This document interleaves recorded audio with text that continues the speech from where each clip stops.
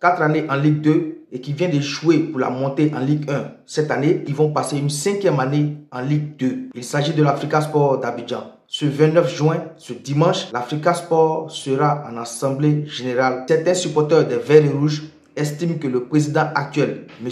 Kouyaté Narcisse, a failli à sa mission, c'est-à-dire il a échoué.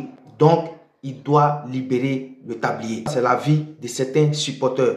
Certains estiment aussi que Kouyaté Narcisse doit rester en place et mener ce navire vert et rouge à bon port. Mais bien avant ce dimanche 29 juin, cette question a fait l'objet d'un débat sur le plateau de la 3 à l'émission La Grande Team.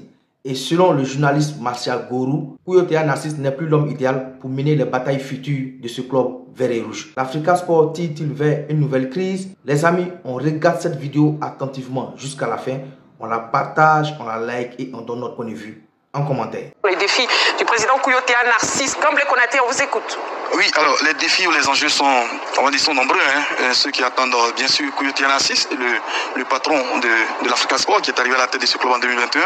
Il est donc au terme de son mandat, sinon dans 5 mois il sera au terme de son mandat. Alors certainement que les supporters l'attendent sur plusieurs questions. Quelle vision pour l'avenir, quel projet pour sortir enfin l'Africa de la Ligue 2, alors qu'il avait promis lui-même un renouveau de l'Africa, que l'Africa n'allait pas passer donc plus d'une saison en Ligue 2. On attend aussi des garanties, donc on va dire des changements. Alors moi je voudrais intervenir rapidement, si vous le permettez, sur 3 aspects. D'abord, la question de la gouvernance. Je pense que c'est une question qui l'attend. Alors ceux qui parlent aujourd'hui ne parlaient pas, sinon il n'y avait pas d'interférence durant 4 ans. Je pense qu'ils ont laissé Kouyaté Narcisse travailler tranquillement. Il assumait seul les responsabilités. Il a quand même remercié 4 entraîneurs en 4 ans. L'Africa a son 5e entraîneur, il faut le rappeler. Pierre Mariotti, Mohamed Altida, Alain Kwamene et Noël Tozi ont été licenciés donc par le président. Même Roger Boli, qui a battu un travail énorme dans les coulisses, a également payé les frais parce qu'il ne s'entendait pas à un moment donné donc avec le président de l'Africa. Donc il était seul à diriger, vraiment dans un environnement calme et paisible. Et donc si aujourd'hui, après 4 saisons passées à la tête du club, il n'a toujours pas atteint l'objectif qui est de faire revenir ce grand club en Ligue 1, c'est peut-être lui le problème. Et non, on va dire quelqu'un d'autre. Sur la question donc de la stratégie sportive, c'est une question, j'imagine, qu'il devrait aborder également avec les Oyer, parce qu'il faut le rappeler également, depuis 4 saisons, l'Africa n'a toujours pas progressé sur ce terrain. Ils ne sont pas revenus en Ligue 1, mais il faut aussi préciser que l'Africa, jusqu'à présent, pour ce club qui a été créé en 1947, ça fait 78 ans, n'a toujours pas un siège digne de ce nom. Le siège annoncé, donc n'a toujours pas vu un début de construction. Aucun espace n'a été aménagé jusqu'à aujourd'hui comme terrain d'entraînement pour ce grand club en Africa qui ressemble à un parent qui a 78 ans et qui jusqu'à présent, en termes d'héritage, n'a encore rien laissé à ses enfants. Donc vous imaginez en fait la situation en Africa. C'est-à-dire qu'après 78 ans, vous avez des enfants, aucun lopin de terre, aucune maison, rien du tout comme héritage. C'est quand même inquiétant.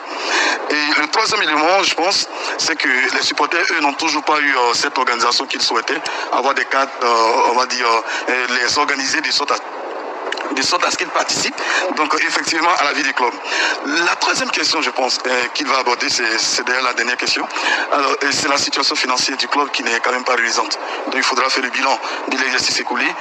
L'Africa ne se porte pas bien forcément financièrement, donc il faudra faire le point donc de tout ce qu'il y a comme dette, recettes et même les dépenses, organiser le club de sorte à ce qu'ils aient les moyens pour aller chercher des joueurs compétitifs pour faire revenir l'équipe en Ligue 1. On sait qu'il y a un problème par rapport donc à un joueur, il doit avoir de l'argent quelque part, un joueur, il y a une décision qui a sorti, l'Africa devra payer donc cette somme-là au risque de ne pas pouvoir recruter des joueurs. Donc bref, ils ont beaucoup de problèmes. Voici autant de questions sur lesquelles certainement Kouyaté Narcisse est attendu ce dimanche 29 juin en Assemblée générale. Martial Gourou, on vous écoute. Bon, écoute Marie-Christine, ce que moi je voudrais dire, c'est que le président Kouyaté a été élu en novembre 2021.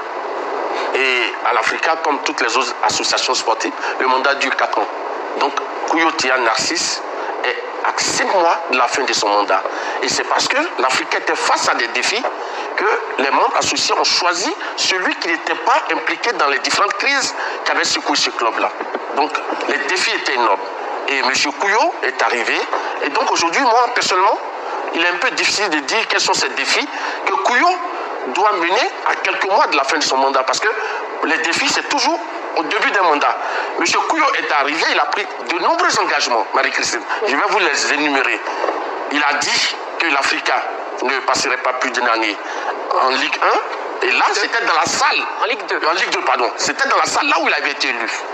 Ensuite, il a dit que ses premières mesures, après avoir été élu, étaient de reprendre les travaux de construction du siège social du club vert et rouge à Treichville. Mais après 4 ans, l'Africa est toujours en location, dans un siège. Ensuite, M. Kouyo avait annoncé de convier les membres associés mobilisés à des états généraux du club vert et rouge, dont il avait été élu président. Et il se voyait en rassembleur. Mais aujourd'hui, on ne voit pas tellement comment Kouyo a pu réunir les filles et les fils de l'Africa. Vous comprenez? Et l'Africa, quand même, avait un vaste chantier qu'on appelle le projet Africa Nouveau.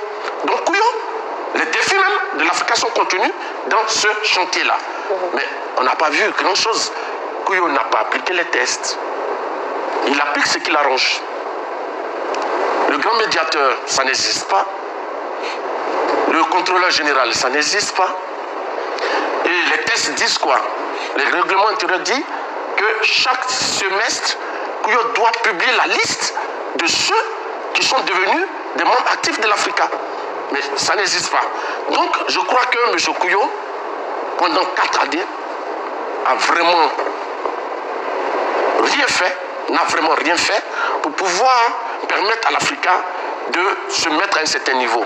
L'Africa a stagné, l'Africa est resté à faire du surplace pendant 4 ans en Ligue 2. Donc je crois que véritablement, M. Kouyo, il est arrivé au bout du rouleau. Il reste 5 mois. Son mandat va prendre fin. Certainement, si les membres associés le veulent, ils peuvent le reconduire. Mais si les membres associés ne veulent pas, peut-être qu'ils mettront fin à son mandat. Donc je crois qu'aujourd'hui, avec le bilan qui se trouve là, M. Kouyo, pour moi, n'est pas l'homme qui doit être présenté pour régler les défis prochains de l'Africa.